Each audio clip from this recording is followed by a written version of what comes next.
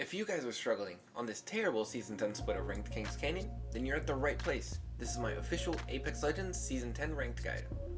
We're going to talk about the easiest way to gain RP and rank up fast in Apex Season 10 so that you guys can achieve whatever rank you guys set up for yourself when we got to this split, and also have at least a slightly better time while doing it. So, let's begin. Let's begin with what gun should you use on Season 10 on Kings Canyon. Kings Canyon fights tend to be very close range. It's rare that you have like long range fights since the map is very small, the POIs are close together, so teams tend to just get really sucked in. So for this range you need to be running SMGs and shotguns, whatever you're best with. And longer range guns on this map are really solely used to farm up damage on Evo shields to make sure that your team has the best, leveled up armor to go into the end game with. But make sure and do not forget to drop that long range gun in favor of a better, closer mid-range gun so that you're ready to go for the end game, for the last circle in the big fight.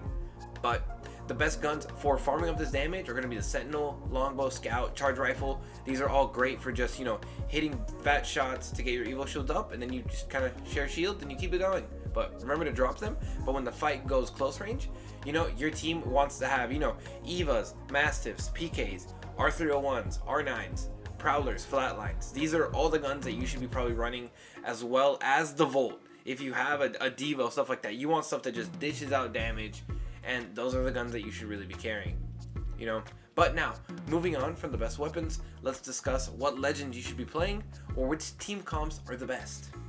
Point number 2, what legends should you be playing on Season 10 of Kings Canyon? I'm going to throw out some of the best team comps and comps that I've been seeing be very successful on Kings Canyon this split. But if you want a more solo, in-depth breakdown of individual legends coming into this season and how they fit into the ranked, Kings Canyon meta, check out my best legends video for ranked on Kings Canyon, linked here. You're going to see the thumbnail. Click on it, check it out. But I do want to make one edit since that video was released before the split came out. And that is, I want to apologize to Valkyrie. I should have never given her a trending down. She's great. You should definitely have her on her team. I, as a main, am hurt that I would ever say she was trending down. But now that that's off of my chest, let's move on to the best team comps. These are going to be the best team comps because they're either well balanced or perfect for certain playstyles that are successful on this map. The most popular team comp due to now Team 100 Thieves using it in AOGS, as well as TSM making it just very popular, is the Caustic Jibby Valkyrie. By far this is the most used Valkyrie for just getting away from third parties, rotating into end zone, and just in general great movement during fights. Jibby for his dome and reset ability, with Caustic being able to defend anything, and is also a rev counter and allows resets as well. Moving on Kings Canyon, of course, you're going to see rev crypto Caustic teams with Octane, and they're just going to mix and match, but definitely you're going to see Caustic crypto with a rev Octane. That's just going to happen, And then other popular comps that are good are going to be Octane Jibby Bloodhound, Octane Jibby Caustic, Valkyrie Octane Wraith.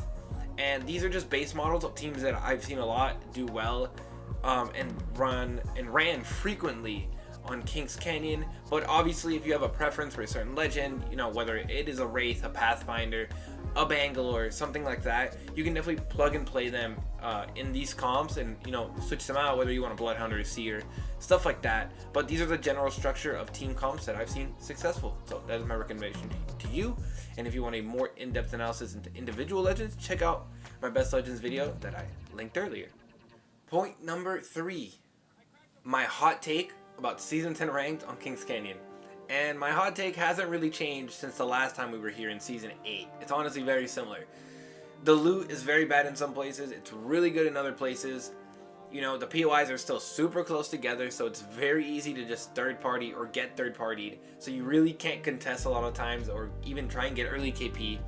There are teams that are running Revenants that just sit in corners and wait to third party anything.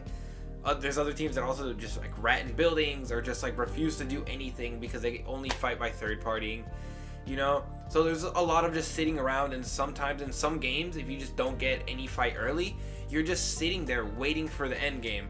And there's not much you can do offensively, and you just have to learn to be patient. Play the zone, focus on winning the game, because sometimes any gunshot in the middle of the map in the mid game just causes a 4+ team fight, and it's just ridiculous.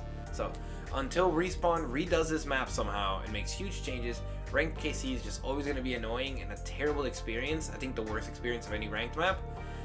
But we can only do what we can do, you know. That's all I can really say. But now let's move on to something a little bit more fun, and that is finally the playstyles. So now, I know we've gotten to the most important part of the video for some of you. What's the best playstyle for consistent RP gain on ranked Kings Canyon?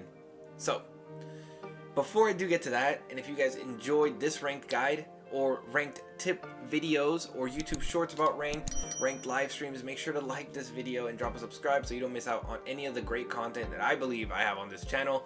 So you can guys help me hit YouTube partner. We are very close to 1,000 subs, man, so it would really appreciate me if you ever liked one of my videos, if I've ever helped you, to drop a sub, you know. And I'd like to leave you guys with a question before we move on to the last section, and it's, what change would you make to Kings Canyon to make it a better ranked experience? Let me know in the comment section what you guys think. But now, onto the playstyle.